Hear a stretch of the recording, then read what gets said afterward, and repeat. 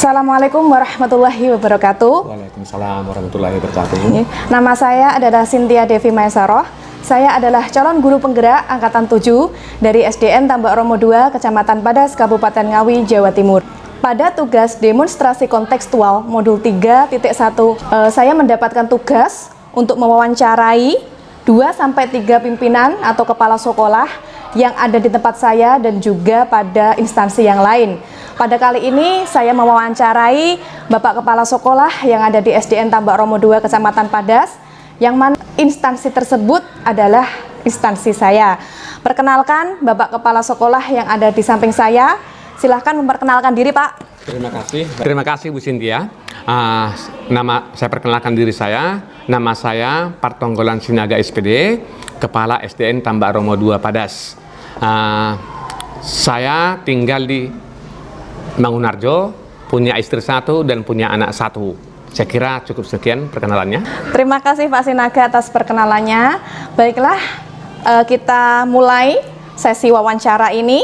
Dalam sesi ini nanti saya akan bertanya kepada Bapak Sinaga selaku Kepala SDN Tambak Romo 2 terkait pengambilan keputusan yang bertanggung jawab yang selama ini beliau laksanakan sebagai Kepala Sekolah kurang lebih 2 tahun ya Pak ya. Bapak Sinaga, izinkan saya bertanya kepada Bapak agar tugas saya ini terpenuhi dan semoga saya dapat mengambil pelajaran dari jawaban-jawaban yang akan Bapak berikan nanti kepada saya. Begini Pak Sinaga, saya ingin bercerita terlebih dahulu kepada Bapak. Pada modul 3.1 ini, kami calon guru penggerak itu diajarkan untuk dapat menganalisis sebuah kasus, yang mana dalam kasus tersebut kita selain belajar untuk mengambil keputusan, kita juga diajarkan untuk menganalisis apakah hal tersebut termasuk bujukan moral ataupun sebagai dilema etika. Nah, saya yakin Bapak Partonggolan Sinaga selaku Kepala Sekolah kami, track record selama 2 tahun ini sudah banyak sekali masalah-masalah yang terjadi di SD kami dan juga sudah melakukan pengambilan keputusan yang bertanggung jawab sesuai dengan nilai-nilai kebajikan universal yang selama ini kami yakini. Untuk itu, saya ingin bertanya untuk pertanyaan nomor 1, Bapak. Selama ini bagaimana Bapak dapat mengidentifikasi kasus-kasus yang selama ini ada di SD kita, itu jenengan, maksud saya Bapak kemudian mengambil keputusan, itu termasuk dilema etika atau bujukan moral, itu bagaimana Bapak dapat mengidentifikasinya? Itu pertanyaan dari saya Bapak, mohon untuk dijawab. Terima kasih Bu Cynthia atas pertanyaan yang menarik ya. Apakah mengambil keputusan itu kadang-kadang berdasarkan etika atau moral. Kita pertama harus memahami dulu etika, apa itu moral, sehingga nanti mengambil keputusan itu bisa kita tentukan di mana etika, di mana itu moral. Kalau seperti kita tahu secara umum, etika adalah estetisnya, keindahannya, kepatutan, sedangkan moral adalah nilai-nilai yang dikandung oleh sekelompok orang atau sekelompok manusia. Maka karena berhubungan dengan menjadi manajemen, yaitu manajer, itu semua harus dipertimbangkan. Sebagai individu, si guru atau mungkin si orang yang berada di sekolah itu, kita harus hargai. Sehingga dia secara etika kita tidak bertentangan dengan apa yang kita ambil. Secara moral, kita harus bertanggung jawabkan semua. Apakah bisa moral itu diterima oleh segi keagamaan, segi kebudayaan, dan segi lebih luas, di nasional. Maka dalam mengambil kebijakan memang kadang-kadang ada tarik-menarik kepentingan antara individu dengan moral. Secara individu kita kadang-kadang ada pertimbangan kasihan. Secara moral kita mungkin itu kurang pas kalau mengambil keputusan itu. Tapi bagaimana ini kita kombinasikan dan kasus per kasus. Karena tidak bisa semua kita ambil individual, semua kasus tidak bisa secara moral. Misalnya secara individu, si guru atau kadang-kadang karyawan di sebuah sekolah itu adalah membutuhkan penyelesaian individual, artinya secara etika. Misalnya dia masalah berpakaian, masalah berpakaian seorang guru secara etikanya ya memang harus pantas. Tetapi kadang-kadang dalam hal tertentu si guru itu menggunakan pakaian yang kurang pas. itu secara etika. Maka kita selesaikan secara etika, menyarankan supaya si guru itu berpakaian supaya lebih pas, ada bersesuaian dengan etika maupun moral. Sedangkan segi moral, misalnya Bapak Ibu guru yang ngajar di sekolah itu masalah misalnya mengajar itu kita melihat situasi sekolahan, apakah moral yang seorang guru itu bertentangan dengan nilai-nilai keagamaan, nilai-nilai seorang pendidik, yaitu namanya kode etik pendidik, dan juga apa secara standar nasional. Nah, kita harus memilah-milah ini, yang mana dia memang cenderung kepada nanti itu tarik menarik irisannya tipis sekali antara etika dengan moral.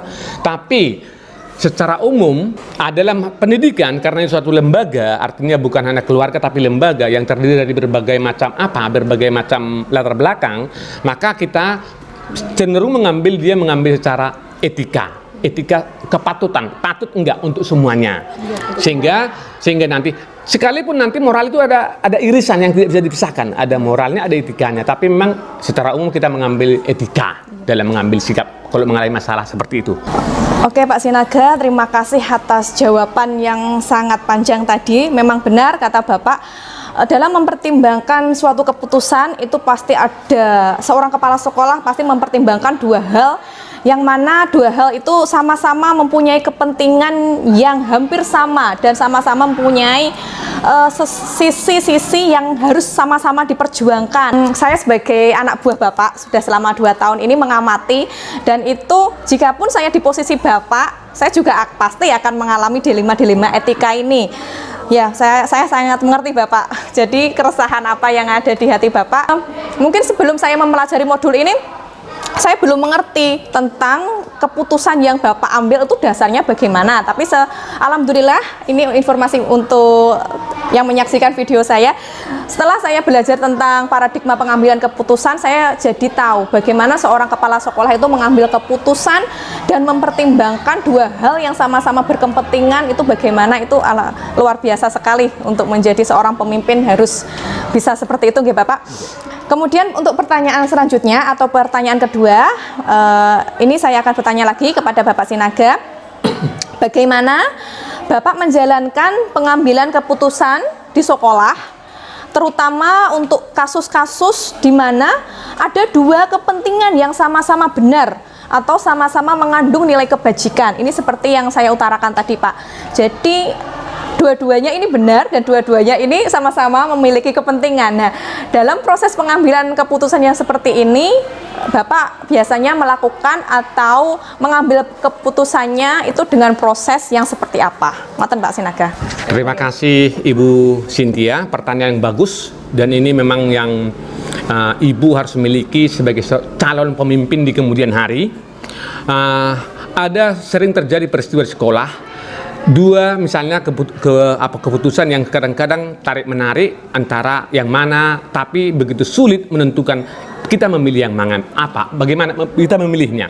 Di satu sisi dia benar, di sisi yang lain juga benar, tetapi sulit bertemu kebenaran itu karena mungkin dari berbagai faktor-faktor tadi pertama, yaitu misalnya apakah berbenturan dengan etika, berbenturan dengan moral, apakah berbenturan dengan kebenaran ataupun loyalitas. Itu memang seorang kepala sekolah harus jeli melihat titik-titiknya itu yang mana. Nah, karena tadi Ibu Cynthia bertanya kepada saya, bagaimana dari segi sisi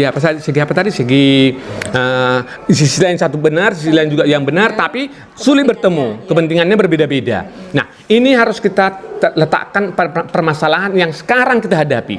Katakan satu contoh, saya mengatakan kita harus mengikuti lomba O2SN. Ada kelompok mengatakan tidak usah ikut karena kita bosnya berkurang. Ada satu sisi kelompok mengatakan ikut supaya nanti sekolah kita menjadi maju. Nah, dua-duanya mereka benar. Nah, sekarang tinggal penekanan kita. Apakah kita mau menekankan sekolah itu mau maju atau mau hanya mempertahankan keuangannya? Nah, ini harus kebijakan yang diambil yang tidak bisa dipisahkan satu sama lain. Maka kedua belah pihak yang berbeda pendapat, berbeda point of view-nya, sudut pandangnya, kita jadikan jadi satu. Kita cari titik koordinasinya. Artinya win-win solution. Yang pihak pertama tidak merasa dikalahkan, yang pihak kedua tidak merasa dimenangkan. Tapi dia bertemu, artinya kita beri pengertian kepada mereka.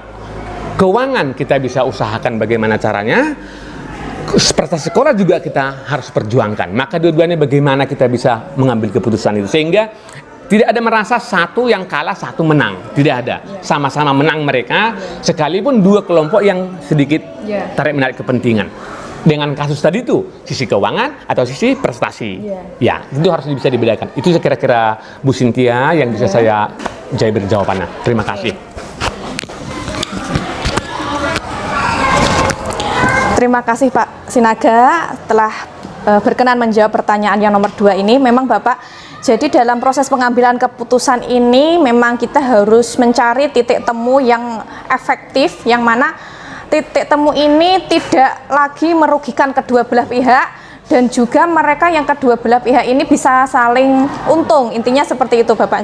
Nah, kemudian untuk pertanyaan nomor 3 ini saya ingin tahu Bapak, langkah-langkah yang selama ini Bapak ini jalankan atau Bapak lakukan, atau prosedur seperti apa yang biasa Bapak lakukan dalam pengambilan keputusan. Jadi bukan keputusan yang tadi, mungkin kita berbicara masalah secara umum saja. Secara umum, Bapak Sinaga dalam proses pengambilan keputusan ini langkah-langkah apa yang pernah atau yang selalu Bapak terapkan untuk akhirnya goalnya, keputusannya ini saya dasarnya ini pakai ini begitu Bapak. Saya ingin tahu langkah-langkahnya. Pertanyaan yang bagus, ini juga menyosor terhadap kompetensi manajemen sebagai seorang kepala sekolah, manajer sebagai seorang kepala sekolah. Bagus.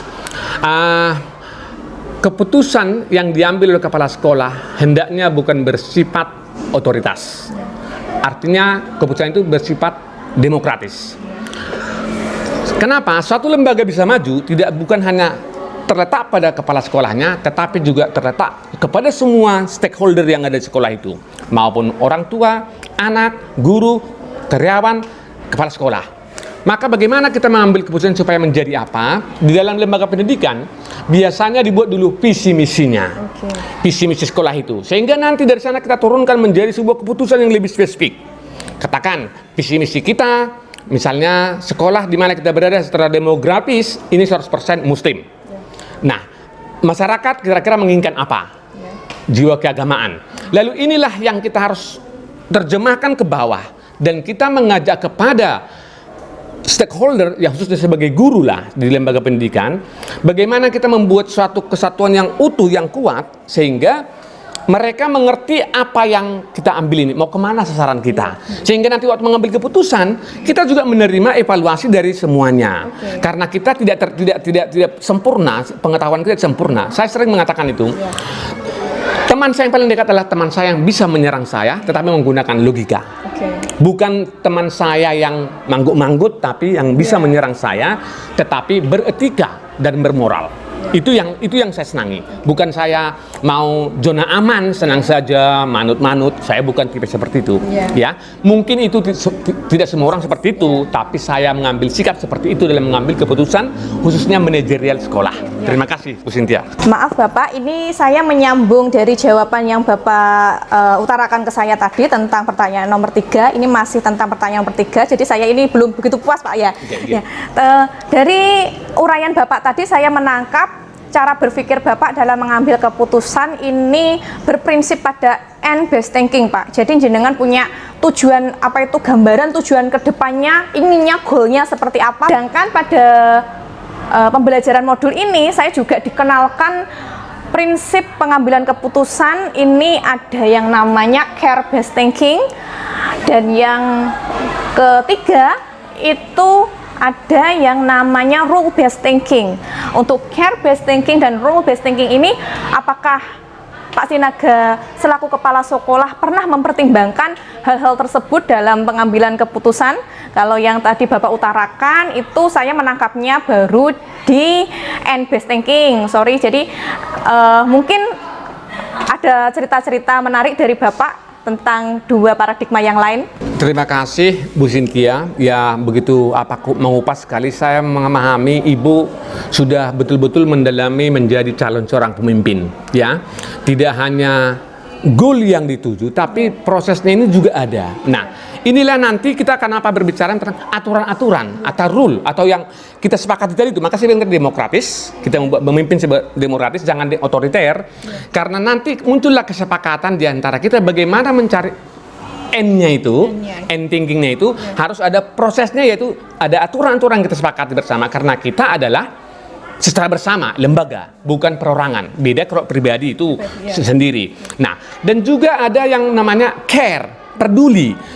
Bagaimana orang yang kedua, misalnya orang yang berbeda atau mencapai tujuan itu, bagaimana aturan yang kita sepakati bersama, lalu kita peduli dengan kondisi yang seperti saya bilang tadi itu, kita akan peduli dengan kondisi di mana kita berada itu. Maka itu memang suatu kesatuan yang utuh. Maka saya luar biasa, Bu Cynthia begitu menguasai ini. Mudah-mudahan besok saya berharap lebih dari saya yang saya miliki menjadi pemimpin yang hebat di masa yang akan datang. Terima kasih Bu Cynthia. Terima kasih Pak Sinaga atas jawabannya. Jadi rasa penasaran kita sudah terjawab. Jadi selama ini memang Bapak Sinaga ini telah menerapkan prinsip-prinsip yang ada di cara pengambilan keputusan yang bertanggung jawab. Jadi Bapak Sinaga ini adalah seorang kepala sekolah yang cara berpikirnya itu sudah mencangkup 3 prinsip, yaitu N-based thinking, care-based thinking, dan yang 3 kemudian ada juga role-based thinking. Untuk pertanyaan selanjutnya Bapak, itu pertanyaan nomor 4. Saya ingin bertanya lagi kepada Bapak Sinaga. Hal-hal apa saja Bapak yang selama ini Bapak anggap sebagai hal yang efektif dalam pengambilan keputusan pada kasus-kasus dilema etika? Jadi hal yang efektif ini selama jenengan mengambil keputusan dalam atau menentukan kepentingan puncaknya dua-dua hal ini sama-sama benar, ini yang efektifnya pengambilan keputusannya itu bagaimana Bapak? Terima kasih Bu Cynthia, semakin detail, semakin rinci, semakin spesifik pertanyaannya. Kalau dari moral dengan etika, sekarang bagaimana mengambil keputusan dengan menggunakan dasar pemikiran etika, dilema etika. Kadang-kadang memang dalam hidup itu banyak hal-hal yang harus dipertimbangkan, sehingga suatu keputusan, suatu kebijakan itu tidak bertentangan dengan etika dan juga tidak bertentangan dalam moral. Dan khususnya sekarang Bu Cynthia bertanya kepada saya, bagaimana dengan etika Pak? Etika ini kan patut atau tidak etikanya, atau katakanlah etika yang berlaku, kemungkinan dilema etika ini ada berbeda. Katakanlah begini, sangat beruntung sekolah itu kalau dia homogen gurunya itu, artinya budayanya, agamanya. Itu sangat lebih mudah daripada guru yang heterogen, yang ada misalnya, ya tetap heterogen juga, ada laki-laki, ada perempuan, ya, ada laki-laki, ada perempuan, ada agama yang berbeda, suku yang berbeda. Tapi kalau misalnya bagaimana kita mengambil etikanya, etika yang lebih pas, tidak merugikan salah satu, tidak merugikan salah satu. Kita tetap sebagai seorang decision maker, seorang kepala sekolah, kita tidak boleh menyepelekan satu orang pun, tidak boleh. Secara etika, kita dasarnya etika.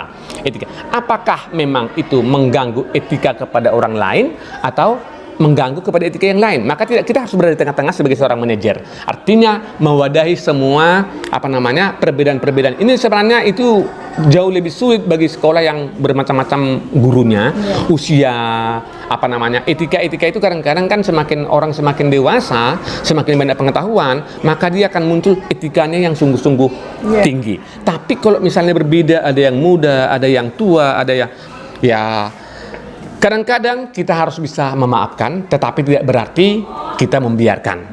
Kita harus tetap mengingatkan secara etika. Misalnya kita menasihat sebagai seorang guru, ada misalnya merokok di kelas sambil mengajar di kelas sambil mengajar. Dia sebenarnya perokok, dia apa saja. Tapi tetap kita harus berani sebagai decision maker untuk mengambil kebijakan sebagai seorang kepala sekolah. Kita tetap mengadakan itu rapat. Bagaimana sepatutnya beretika bagi seorang guru kalau di kelas. Berpakaian, bagaimana etika yang patut kalau kita mengajar di kelas. Maka kita sepakati bersama etika yang patut itu seperti apa. Yang patut untuk anak dan patut untuk kita, tanpa mengurangi harga diri kita sebagai guru dan juga tidak menyepelekan anak-anak sebagai murid. Terima kasih. Benar sekali yang Bapak utarakan tadi, memang dalam proses pengambilan keputusan, terutama ini menyangkut dilema etika, hal yang menjadi dasar utama penting kita adalah siswa, Bapak ya. Tetap siswa harus diutamakan. Jadi tetap goalnya atas kepentingan siswa. Maka dari itu saya sangat setuju dengan jawaban Bapak tadi. Kemudian ini untuk pertanyaan selanjutnya Bapak, pertanyaan nomor 5.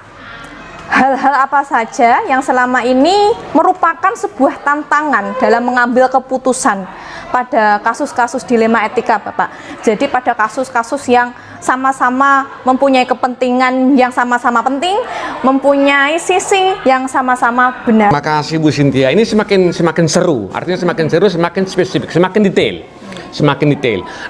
Bagaimana tantangan terhadap etika itu, yaitu misalnya etika putusan, betul, ngambil keputusan dalam etika. Begini Bu Cynthia,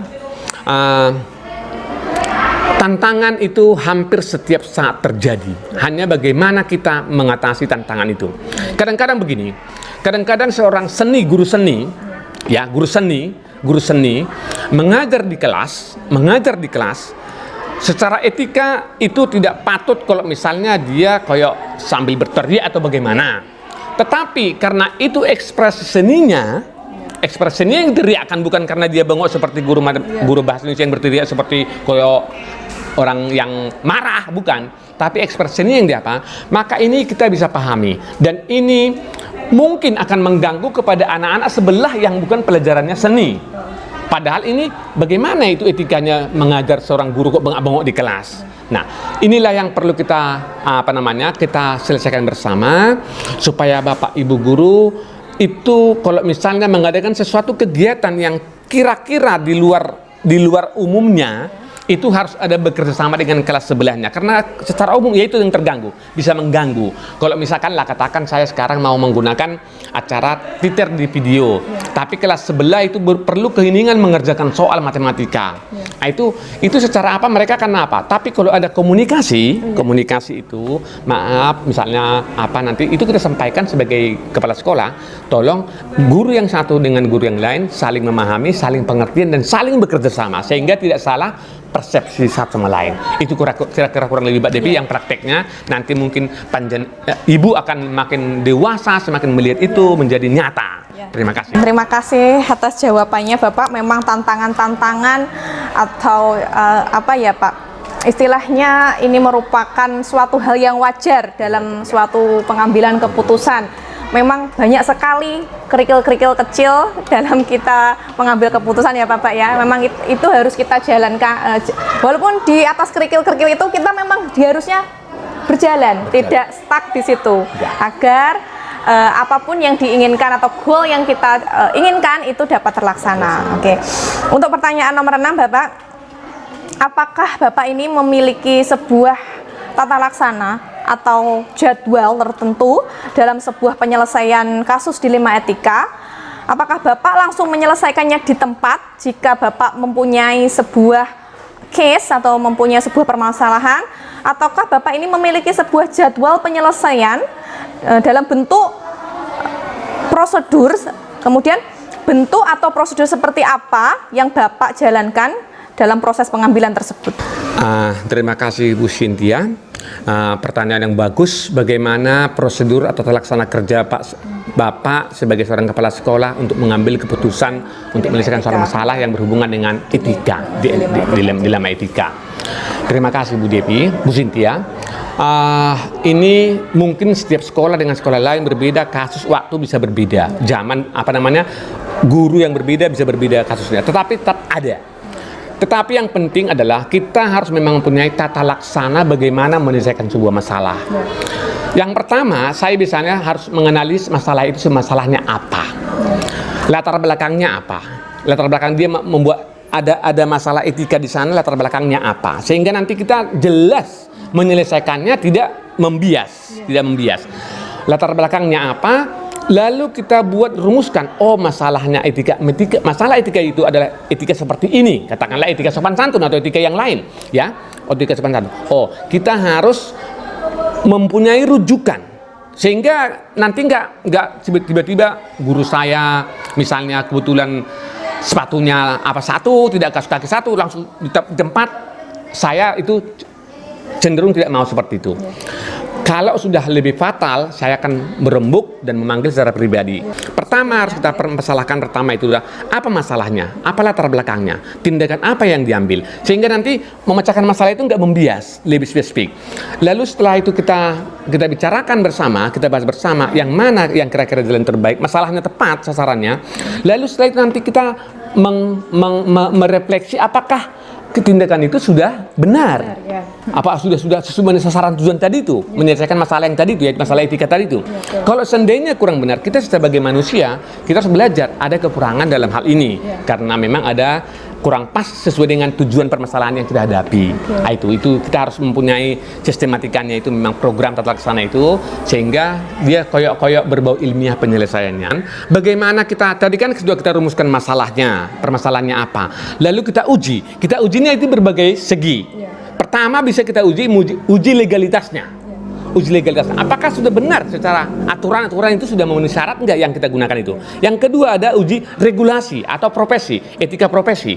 Sudah bertentangan dengan etika profesinya apa enggak? Kita jangan salah mengambil dong karena suka dan tidak suka lalu saya katakan dia salah, dia apa, itu tidak benar. Tapi uji intuisi, rasa feeling kita ke depan itu benar nggak, tanggap nggak kita langsung melihat permasalahan itu, bukan hanya di kasat mata tapi intuisi juga dipergunakan. Dan uji keempat adalah uji publikasi, bagaimana keputusan itu di publik, apakah berkenan, apakah sesuai atau tidak, itu harus kita uji. Lalu yang terakhir adalah pantauan atau idola, katakanlah ini katakan masalah etika. Idola itu kita bisa idolakan menjadi tokoh panutan kita, misal tokoh agama yang menurut kita itu menjadi idola kita untuk bagaimana memanuti, bagaimana beretika yang benar. Misalnya seperti itu, salah satu contoh. Lalu kita muncullah refleksi yang apakah sudah benar pengambilan keputusan itu berdasarkan kelima tahap tadi itu kita uji. Terima kasih Bu Cynthia. Oke, terima kasih Pak Sinaga. Memang banyak sekali tahapan-tahapan dalam proses pengambilan keputusan yang bertanggung jawab. Bapak, kami di modul 3.1 ini mengenalnya dengan 9 langkah proses pengambilan keputusan bertanggung jawab.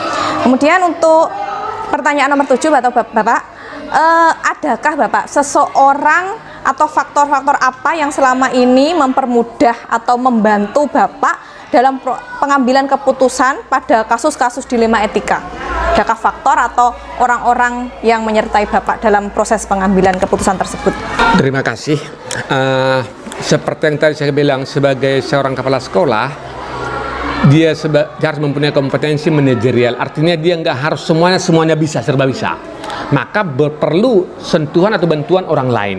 Nah, itulah kejelian seorang pemimpin. Dia bukan ahli segala-galanya, tapi dia bisa mencari solusi yang terbaik karena tadi itu, yaitu berkolaborasi. Salah yang saya rasakan di kurang lebih 2 tahun di Tambak Romo, masalah etika, saya menghadapi hal tertentu, katakanlah masalah berhubungan dengan keagamaan. Maka ini saya punya orang yang bisa saya pertanggungjawabkan. Saya selalu bertanya kepada beliau, apakah keputusan saya sudah benar? Ya, kalau saya bisa sebut, kalau nggak salah nanti dipotong kalau nggak salah, itu Pak Guru Agama, yaitu Pak Tony Irwanto. Saya selalu berkonsultasi kepada dia, terutama tentang etika yang berhubungan dengan religiositas, itu keagamaan. Ya, karena saya tidak punya basic itu, maka saya bilang seorang pemimpin memang tidak lengkap, tidak sempurna, ada kekurangan. Tapi bagaimana dia mencari solusi atau mencari teman bisa membantu dia, sehingga memang kita bentuk tim seperti itu loh Ibu Cynthia. Nanti ya seperti itu yang jenengan ambil besok di kemudian hari, ada tim, jangan hanya sendiri. Dan saya juga yakin diri saya bukan orang sempurna, harus ada dibantu oleh orang tertentu.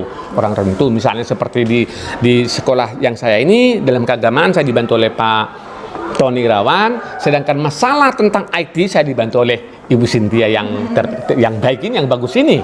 Ya, saya merasa itu saya kurang mampu, maka bagaimana kita menggabungkan itu, berkolaborasi. Itu saya kira Ibu Cynthia. Baik Bapak, terima kasih atas jawabannya. Jadi saya menangkapnya tadi dalam proses pengambilan keputusan yang bertanggung jawab, Pak Sinaga ini tidak serta-merta mengambil keputusan secara sepihak Bapak ya.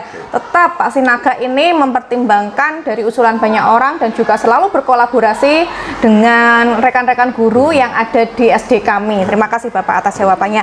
Untuk pertanyaan terakhir Bapak, ini final. Dari semua hal yang telah Bapak sampaikan tadi, pembelajaran apa yang dapat Bapak petik dari pengambilan keputusan dilema etika selama ini Bapak, selama jenengan menjabat sebagai kepala sekolah 2 tahun terakhir niki? Wah, luar biasa. Bukan hanya ke Ibu Cynthia, tapi ke saya juga sangat bermanfaat ini wawancara ini.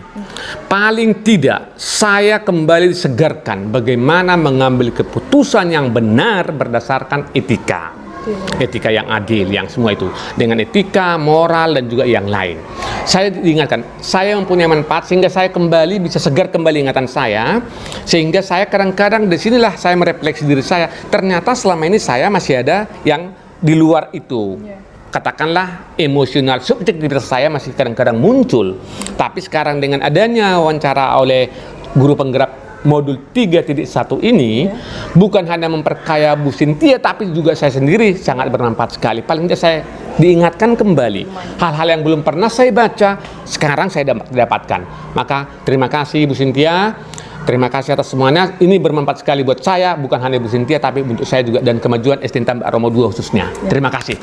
Ya, terima kasih Pak Partonggolan Sinaga telah menyelesaikan 8 pertanyaan wawancara dari saya. Saya sangat terbantu dengan jawaban-jawaban yang Bapak utarakan. Saya juga belajar banyak hal dari jawaban-jawaban Bapak tadi.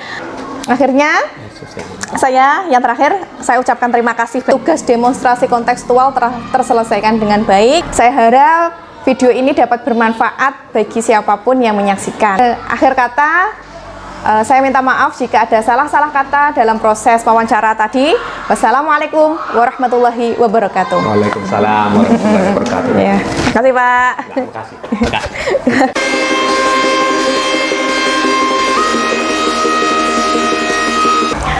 Assalamualaikum warahmatullahi wabarakatuh. Berjumpa lagi dengan saya, Cynthia Devi Maesaroh, calon guru penggerak Angkatan 7 dari SDN Tambak Romo 2, Kecamatan Padas, Kabupaten Ngawi, Jawa Timur.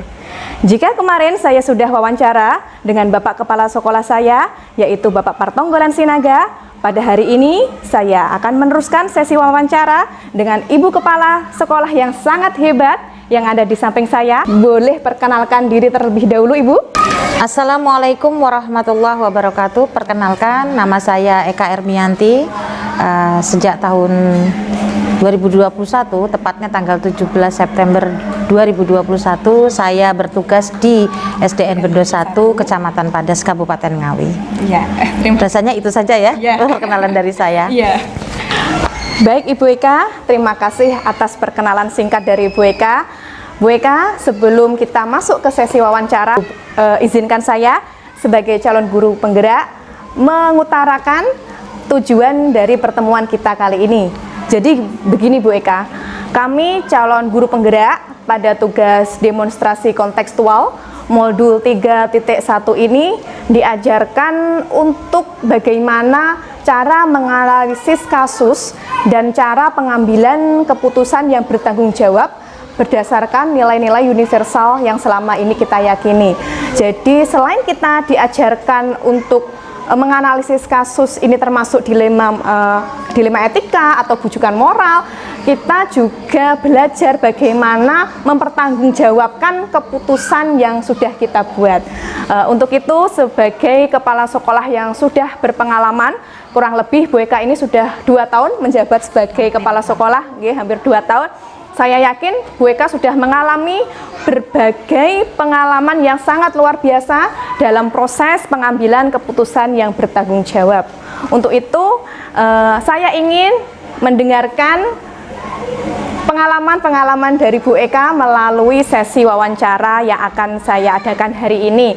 Semoga dengan adanya jawaban-jawaban dari Bu Eka nanti dapat saya jadikan pelajaran untuk kedepannya dan dapat bermanfaat bagi siapapun yang menyaksikan video ini. Bisa kita mulai Bu Eka? Oke.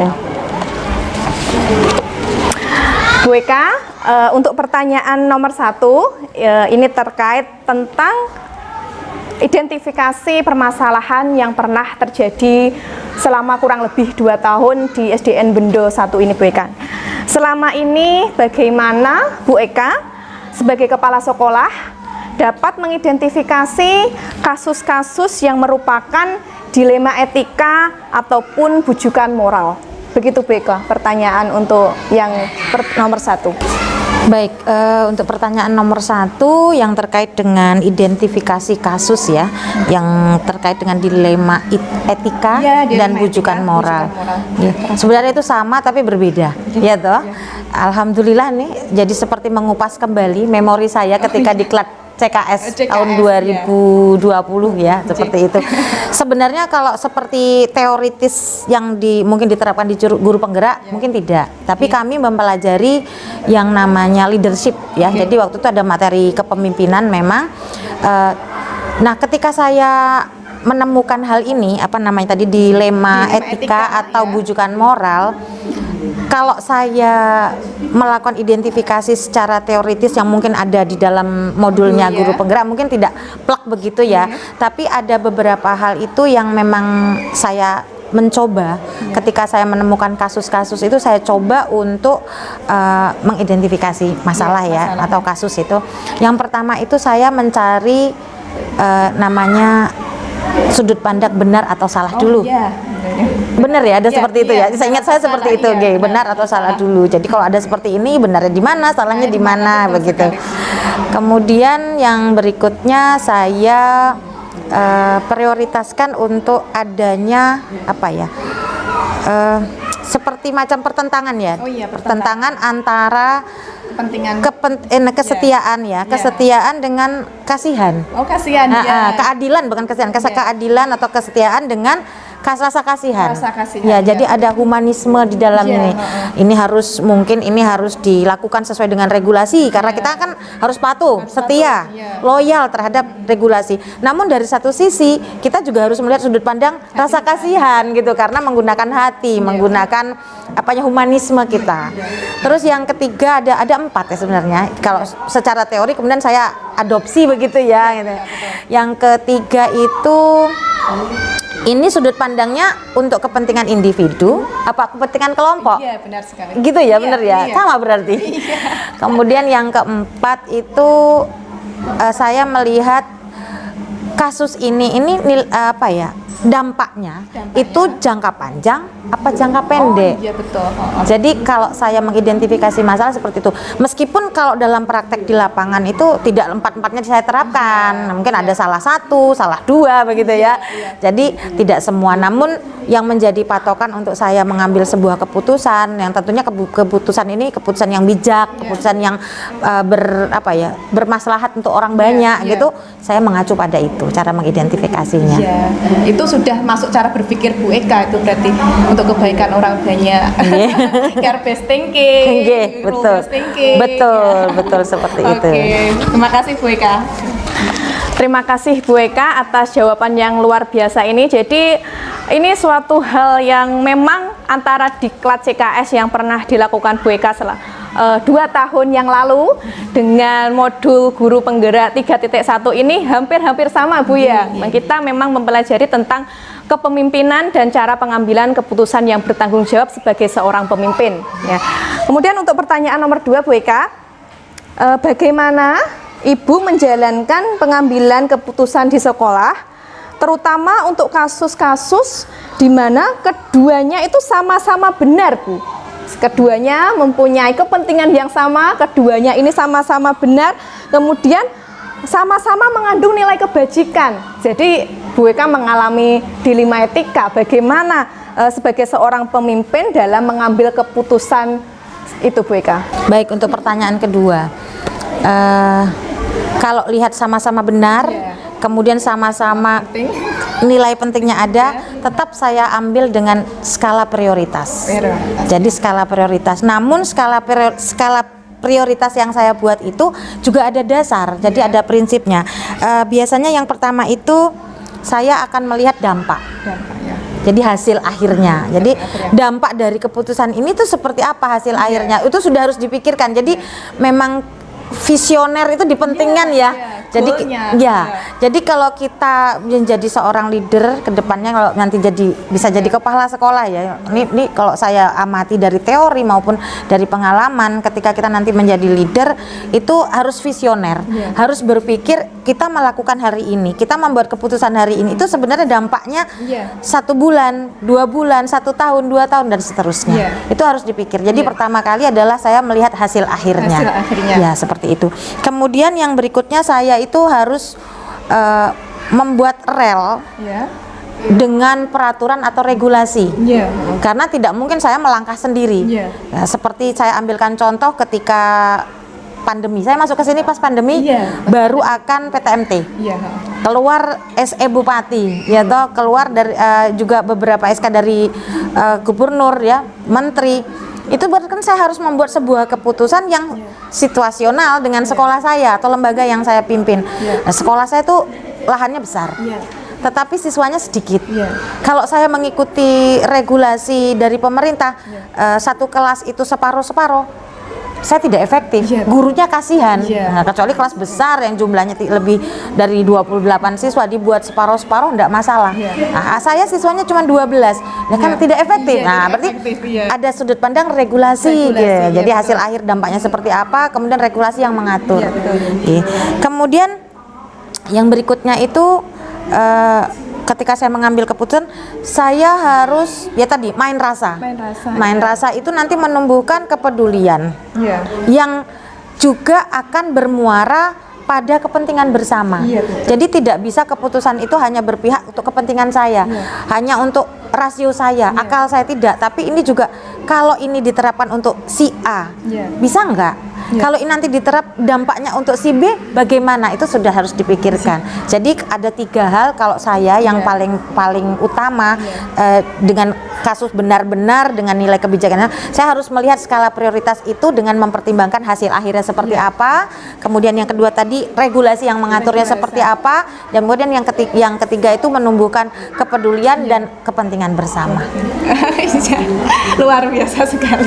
Jadi sangat luar biasa sekali jawaban atas pertanyaan nomor 2 tadi. Saya sudah mendengar sendiri dan penonton juga sudah bisa menyaksikan apa yang disampaikan Bu Eka tadi tentang kita dapat melihat Bu Eka ini sudah mempunyai 3 prinsip dari cara pengambilan keputusan yang bertanggung jawab, Bu Eka. Lagi-lagi sesuai dengan apa yang selama ini kami pelajari, Bu Eka.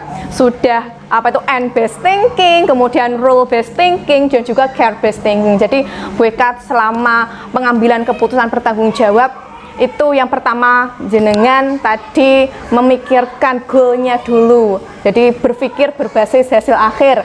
Kemudian Bu Eka juga berpikir berbasis rasa peduli dan ada juga berpikir berbasis peraturan. Sangat lengkap sekali proses pengambilan keputusan yang selama ini Bu Eka jalankan. Baik Bu Eka, bisa saya lanjutkan ke pertanyaan selanjutnya ya Bu. Untuk pertanyaan nomor 3, langkah-langkah atau prosedur seperti apa yang biasanya Bu Eka lakukan selama ini, Bu? Baik, untuk langkah-langkah atau prosedur dalam mengambil keputusan itu saya tidak bisa mengikuti sistematika teorinya ya, tapi saya berusaha itu mendekati lah gitu. Yang pertama itu saya harus mengambil nilai-nilai pertentangan seperti tadi benar salah itu pasti saya pertimbangkan dulu. Kalau begini nanti gini, benar nggak ya? Kalau gini nanti salah, gimana ya gitu ya. Jadi seperti itu harus berpikir gitu. Kemudian yang berikutnya ketika ada sebuah kasus, saya harus mempertimbangkan siapa sih yang bisa saya ajak untuk sebagai apa ya namanya membantu saya untuk membuat keputusan. Ya setidaknya kalau di sini ya rekan-rekan guru. Jadi kalau ada kasus saya mesti rapatkan gitulah melalui itu tadi ada teman, mungkin ada kalau ada itu sudah meluas ke orang tua wali berarti nanti ke komite, ke paguyuban dan sebagainya. Kemudian yang berikutnya saya akan melihat dari fakta yang relevan.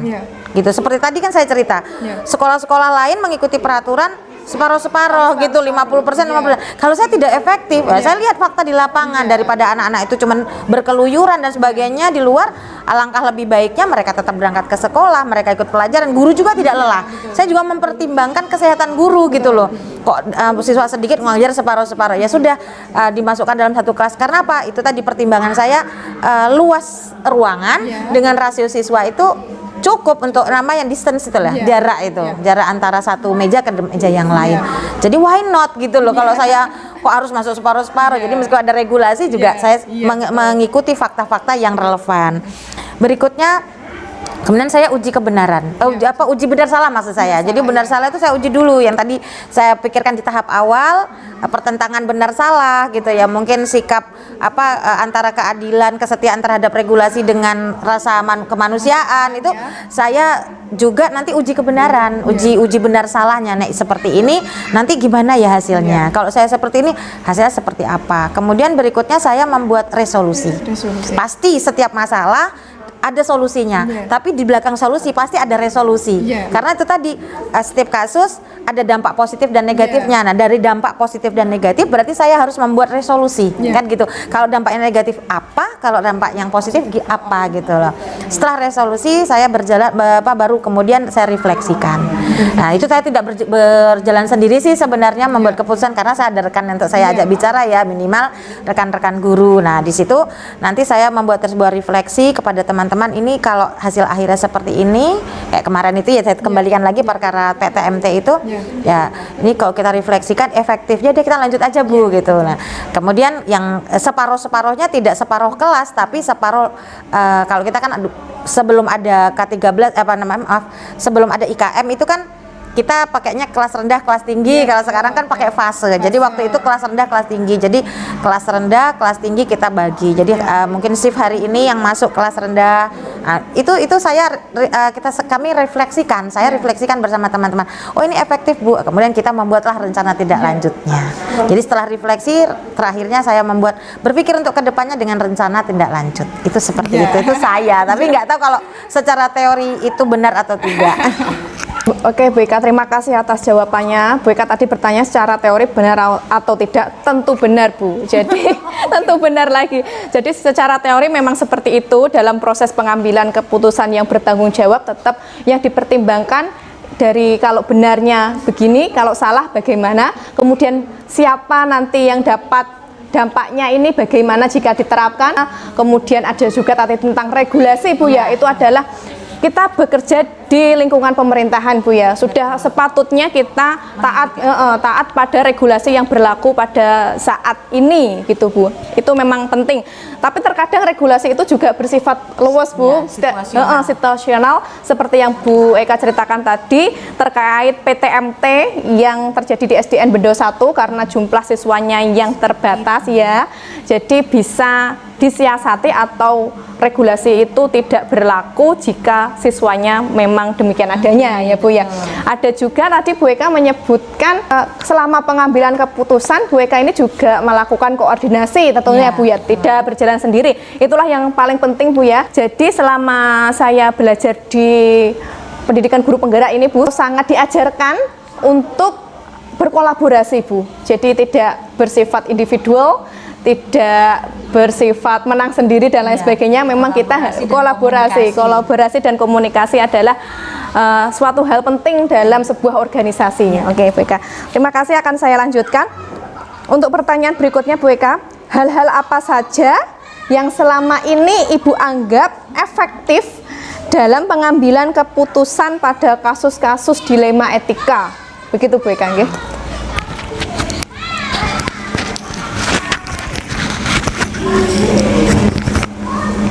Baik, hal efektif yang dapat membantu saya ya untuk membuat sebuah keputusan itu yang pertama keberadaan regulasi. Iya. Kalau seandainya tidak ada regulasi, pasti kita tuh juga bingung gitu ya, karena kita tidak punya batasan-batasan. Jadi sebenarnya kan regulasi atau aturan dibuat itu kan untuk membuat kita lebih mudah kan menjalani aturan-aturan itu. Jadi regulasi regulasi yang bagi saya itu paling efektif. Namun saya itu tadi situasional. Saya lihat fleksibilitasnya seperti apa, saya sesuaikan dengan kondisi di sini. Kemudian adalah kerjasama, kolaborasi dengan teman-teman, keterbukaan, transparansi. Jadi saya tuh memang tipe orangnya yang tidak suka, kalau bahasa Jawanya rasan-rasan gitu ya. Kalau memang nggak suka, saya pelajari dulu. Tadi ya Mas, setiap kasus kan harus dipelajari dulu, cari faktanya dulu. Kemudian saya akan keterbukaan, saya akan transparan, mencari titik permasalahannya itu di mana, kemudian diselesaikan bersama, gitu lah. Jadi nilai efektif yang pertama regulasi, yang berikutnya adalah bahwa saya butuh kolaborasi, komunikasi, kemudian transparansi terhadap setiap kasus. Saya tidak suka berpikir sendiri, saya tidak suka juga nyimpen-nyimpen, saya juga tidak suka rasan-rasan. Jadi memang nggak senang ya saya sampaikan tidak suka. Lebih baik misalnya ada sesuatu yang bertentangan dengan tentang saya saja. Dan teman-teman rekan-rekan guru ya, ada yang kurang srek dengan saya lebih suka diprotes dalam kondisi rapat. Itu lebih efektif gitu dalam saya membuat keputusan daripada saya diomongin di belakang. Nah, saya nggak tahu salah saya tidak tahu harus melangkah seperti apa kan gitu. Tapi kalau di dalam rapat itu diselesaikan, terus teman-teman memberikan bantuan dalam bentuk saran-sarannya apa, malah selesai gitu loh. Jadi itu tadi yang pertama regulasi yang mengatur, kemudian kolaborasi dan komunikasinya, kemudian yang terakhir adalah transparansi. Transparansi dalam kita berkomunikasi gitu. Nggak ada rasan-rasan lagi gitu loh. Sangat luar biasa jawaban dari Bu Eka tadi. Jadi hal-hal yang Bu Eka anggap sebagai langkah efektif dalam pengambilan keputusan pada kasus dilema etika ini, setelah Bu Eka tadi mencari fakta-faktanya Bu ya, Bu Eka pasti akan mempertimbangkan dari sisi regulasinya Bu ya. Setelah mempertimbangkan dari sisi regulasi, Bu Eka akan bekerja sama atau berkolaborasi dengan semua pihak yang ada di sekolah ini untuk dapat bersama-sama menyelesaikan kasus tersebut. Kemudian yang tidak kalah pentingnya transparansi. Jadi keterbukaan antara setiap individu yang ada di sekolah ini sangatlah diperlukan. Itu kalau saya menyebutnya sebagai bentuk refleksi kita sebagai pemimpin Bu ya. Maksudnya Ibu sebagai pemimpin, cara merefleksikannya ya bertanya langsung kepada anak buah ya Bu ya, melalui sesi rapat yang seperti yang Bu Eka utarakan tadi. Terima kasih Bu Eka, luar biasa sekali jawabannya. Kemudian untuk pertanyaan berikutnya Bu Eka, hal-hal apa saja yang selama ini merupakan tantangan Bu, tantangan dalam pengambilan keputusan pada kasus-kasus dilema etika? Saya yakin jadi Bu Eka ini selama 2 tahun pasti pernah banyak sekali mengalami dilema etika terutama Bu ya. Kemudian tantangannya pasti juga banyak sekali. Bisa diceritakan pengalaman-pengalaman menarik itu Bu? Baik, terima kasih. Ini pertanyaan kelima ya, berarti kelima itu yang menjadi tantangan saya apa saja, begitu ya pertanyaannya.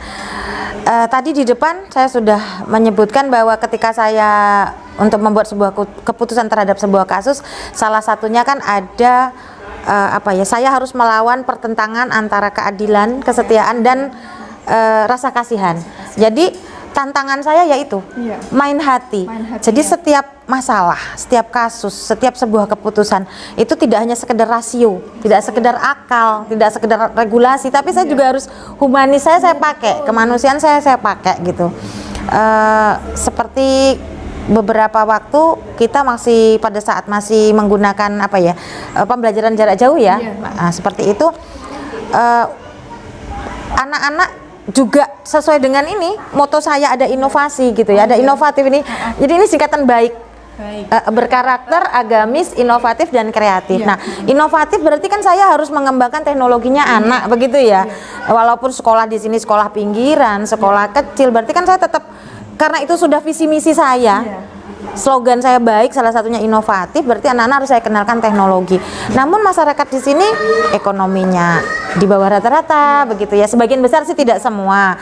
Yang paling utama itu pendidikan orang tua. Nah, itu kan mendasar sekali. Nah, akhirnya teknologi juga kurang bisa menjadi hal yang utama untuk di sekolah ini. Nah, padahal kalau saya mau mengembangkan inovatif kan inovasi di sekolah kan harus kerjasama dalam bentuk teknologi itu. Akhirnya saya ada siswa itu yang tidak punya HP, tidak punya apa. Nah, itu main hati kan, main rasa. Dengan rasa kasihan itu tumbuh kepedulian yang pasti gitu. Akhirnya dengan teman-teman guru itu, ya kalau pas ujian dengan sangat terpaksa harus menggunakan Google Form, berarti kan harus menggunakan piranti, Android dan sebagainya, pinjam sekolah. Kemudian sekolah juga ada bantuan Chromebook itu, yaitu yang dimanfaatkan juga seperti itu. Jadi memang tantangan saya adalah saya harus, ini antara kesetiaan saya terhadap regulasi, antara ketaatan saya dengan regulasi, atau keadilan bagaimana anak ini dapat perlakuan yang sama dengan rasa kemanusiaan saya, dengan rasa kasihan saya. Itu yang menjadi betul-betul menjadi tantangan saya. Karena tidak semua keputusan itu pasti akan diterima oleh orang tua. Tidak semua keputusan akan diterima oleh guru. Jadi saya main hati. Atau gampangan aja juga. Ada teman misalnya, ini maaf ini Bu, tidak berniat untuk apa-apa, mungkin sama ya di sekolah, di beberapa sekolah gitu, misalnya ketidakhadiran atau keterlambatan rekan guru begitu, itu protes orang tua, diprotes sama orang tua keterlambatan rekan guru gitu, kan nggak mungkin saya harus menjelek-jelekkan gimana-gimana, tidak mungkin gitu. Nah, saya harus cari fakta, oh keterlambatannya karena apa, pasti ada dasar, nggak mungkin gitu ya. Nah, itu di depan orang tua wali juga saya harus menempatkan diri gitu. Saya harus melindungi rekan-rekan guru saya karena apa? Ya rasa kasihan itu tadi, tidak mungkin kan nanti saya sampaikan alasannya. Ya memang ada beberapa faktor. Ada yang karena kesehatan, karena ya kerepotan di rumah dan sebagainya seperti itu. Namun perlahan-lahan ya memang itu harus dirubah. Jadi kan karena itu tadi, kalau kita mau Indonesia ini benar-benar maju pendidikannya, kita ini mau mulai pada diri kita sendiri. Kalau saya mencoba saya dulu gitu loh. Saya mencoba diri saya sendiri. Kalau saya sudah baru saya ini pengalaman waktu saya jadi guru di SD sebelumnya, pas awal-awal pandemi, pembelajaran pada bingung, dulunya tatap muka terus ini gimana, waktu itu adanya WhatsApp ya, hanya WhatsApp, kita pakai WhatsApp aja gitu. Nah itu bahkan waktu saya jadi ikuti diklat kepala sekolah itu saya jadikan proyek saya, pembelajaran jarak jauh yang WhatsApp itu, tapi WhatsApp-nya itu saya kombinasikan dengan fun learning di sekolah. Jadi kemarin ada di BIMTEK fun learning saya sudah nerapkan ketika diklat gitu. Nah blended itu learning Bu ya akhirnya. Kalau terkesan seperti blended, tapi itu kayak study club gitu loh. Seperti itu. Nah itu juga saya memotivasi teman-teman dengan saya mulai dari diri saya sendiri. Ketika teman-teman saya di sekolah yang lain itu lihat, loh bisa toh, ada yang manggil Mbak, ada yang manggil Bu gitu ya, bisa ya Bu, gini. Mereka ikut. Nah jadi saya berusaha untuk ya memberikan contoh gitu. Saya tidak urusan dengan orang lain, tapi saya memberikan contoh pada teman-teman, sisi positifnya ada yang bisa ditiru, silahkan. Akhirnya teman-teman pada ikut gitu. Saya tidak tahu kalau sekarang seperti apa gitu ya.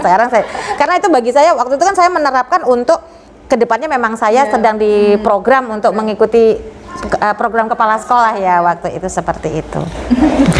Terima kasih Bu Eka atas jawabannya yang sangat panjang lebar tadi.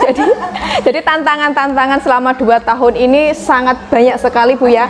Yang saya terima tadi, saya dapat menyimpulkan tantangan terberat Bu Eka ini masalah hati Bu ya. Jadi masalah hati. Jadi memang terkadang regulasi ini tidak sejalan dengan hati nurani kita. Memang sebagai pemimpin memang harus bisa menyesuaikan, melihat kondisi yang ada di lapangan dan dapat disesuaikan dengan apa yang seharusnya dilakukan. Kita harapkan orang lain juga melakukan hal sama jika kita di posisi tersebut. Begitu ya Bu ya? Iya. Untuk pertanyaan selanjutnya Bu Eka, apakah Bu Eka ini memiliki sebuah tata laksana atau sebuah jadwal tertentu dalam sebuah penyelesaian kasus dilema etika? Apakah Bu Eka langsung menyelesaikan di tempat apabila terjadi sebuah kasus, ataukah memiliki sebuah jadwal untuk menyelesaikannya?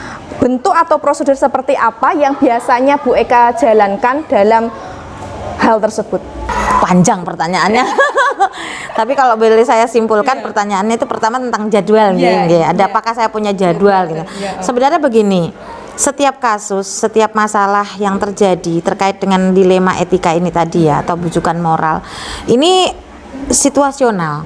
Jadi saya ada yang memang kasus itu bisa saya selesaikan di dalam rapat pada waktu itu selesai, ada yang memang harus melakukan tahapan-tahapan gitu.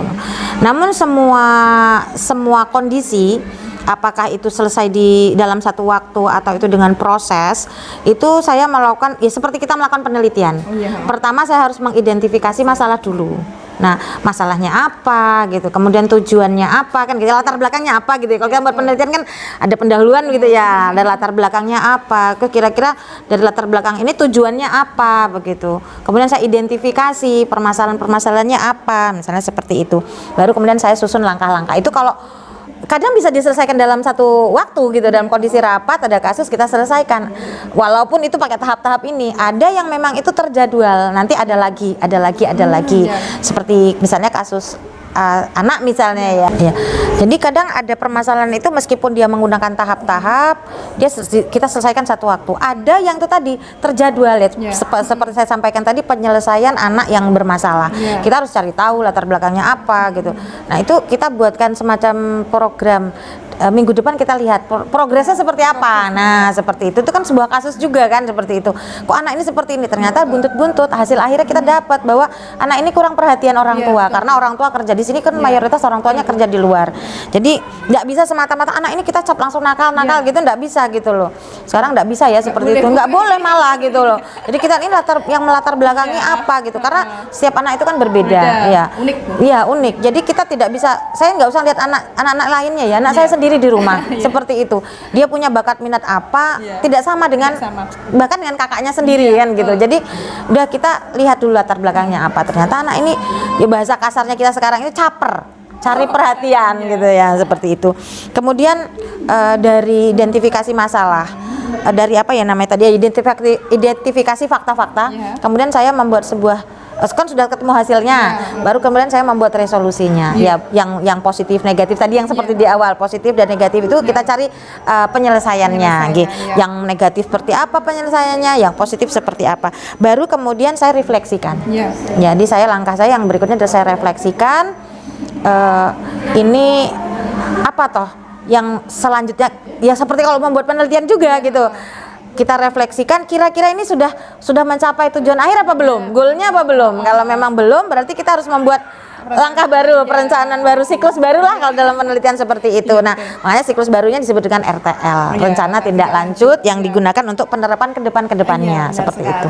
Itu kalau saya. Terima kasih Bu Eka atas jawabannya. Jadi setelah saya mencermati penjelasan dari Bu Eka yang panjang lebar tadi, saya menyimpulkan selama ini Bu Eka itu dalam menyelesaikan kasus itu tetap situasional ya Bu ya.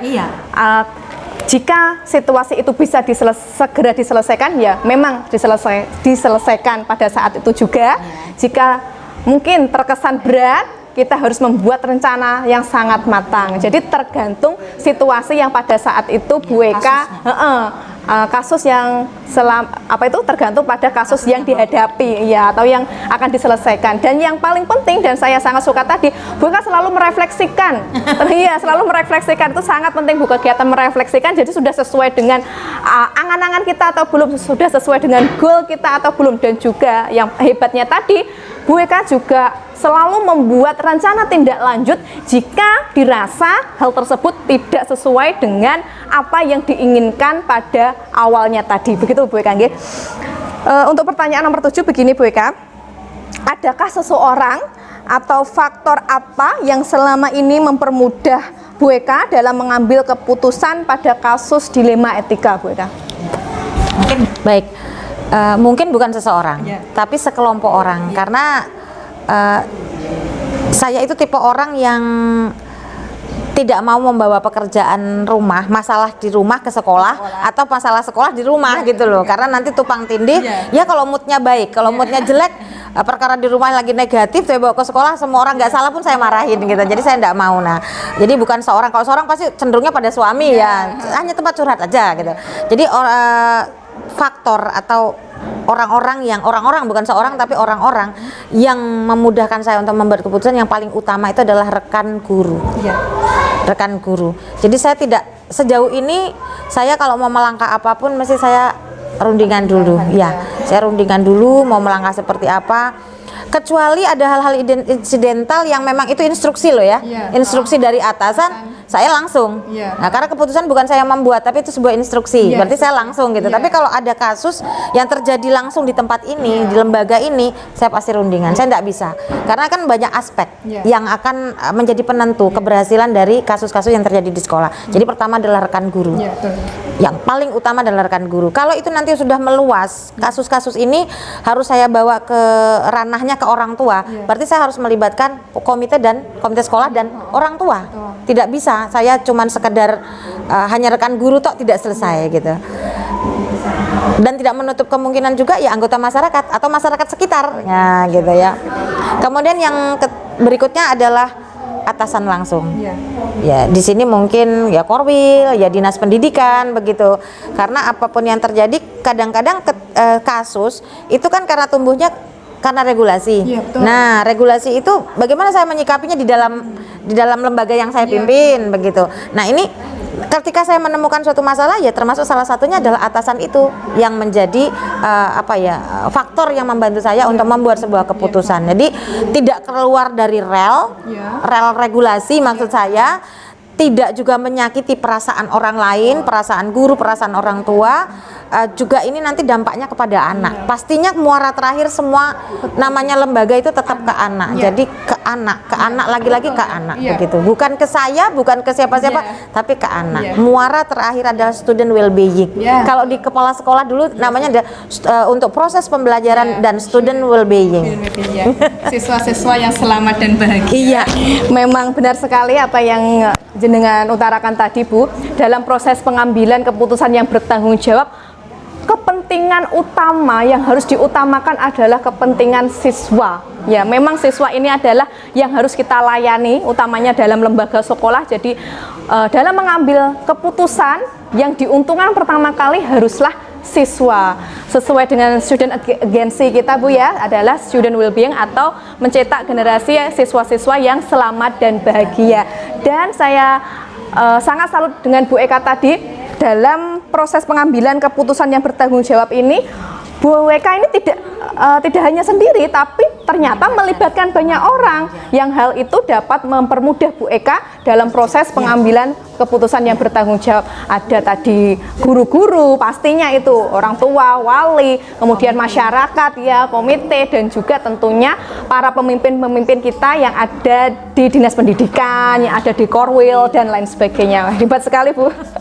Oke, untuk pertanyaan terakhir, Bu, ini finalnya. Dari semua hal yang telah disampaikan Bu Eka tadi, pelajaran apa yang dapat Bu Eka petik dari pengalaman pengambilan keputusan pada kasus dilema etika, Bu? Baik, saya mengutip beberapa istilah ya. Segala sesuatu terjadi itu pasti ada hikmahnya. Nah, kan gitu.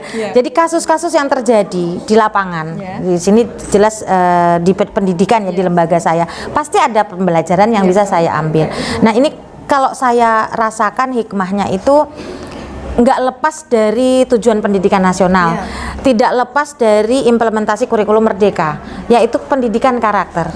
Jadi bukan hanya siswanya yang akan mendapatkan pendidikan karakter, di sini guru, kepala sekolah, masyarakat, semua stakeholder yang berkepentingan itu akan mendapatkan pembelajaran adalah pembentukan pendidikan karakter, gitu.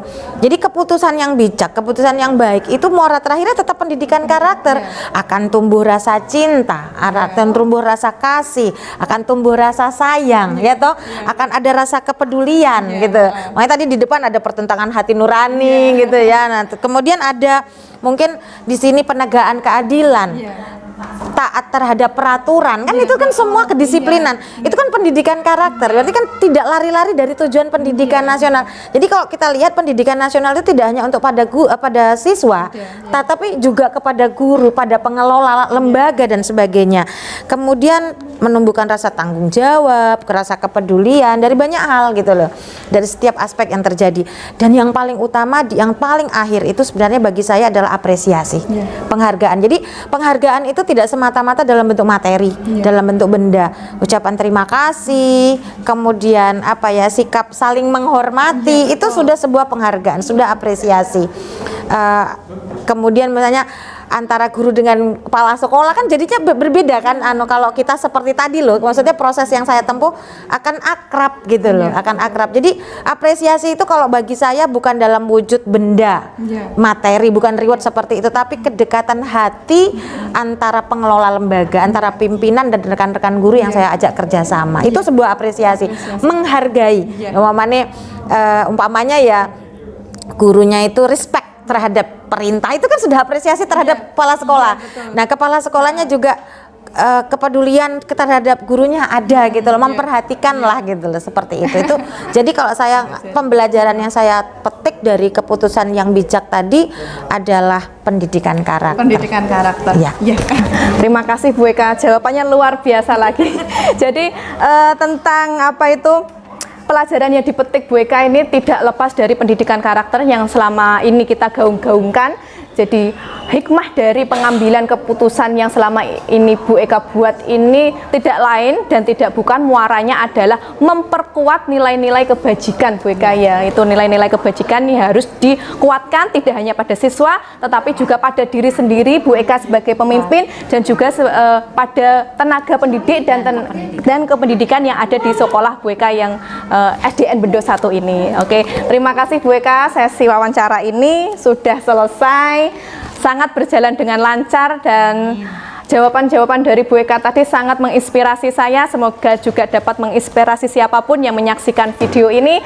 Dan sangat luar biasa sekali jawabannya. Banyak sekali pembelajaran yang dapat kita ambil dari pengalaman-pengalaman luar biasa yang Bu Eka jalankan selama 2 tahun ini. Wah, luar biasa sekali Bu Eka. Terima kasih atas waktunya hari ini. Saya sebagai calon guru penggerak sangat terbantu atas ketersediaan Bu Eka menjadi narasumber pada penugasan demonstrasi kontekstual modul 3.1 ini Bu Eka. Sekali lagi saya ucapkan terima kasih. Saya Cynthia Devi pamit undur diri. Wassalamualaikum warahmatullahi wabarakatuh.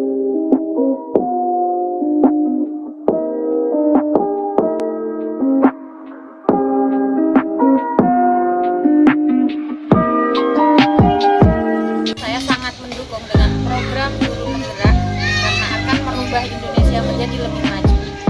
Dengan wawancara hari ini saya juga menambah wawasan saya tentang bagaimana menjadi seorang pemimpin yang baik.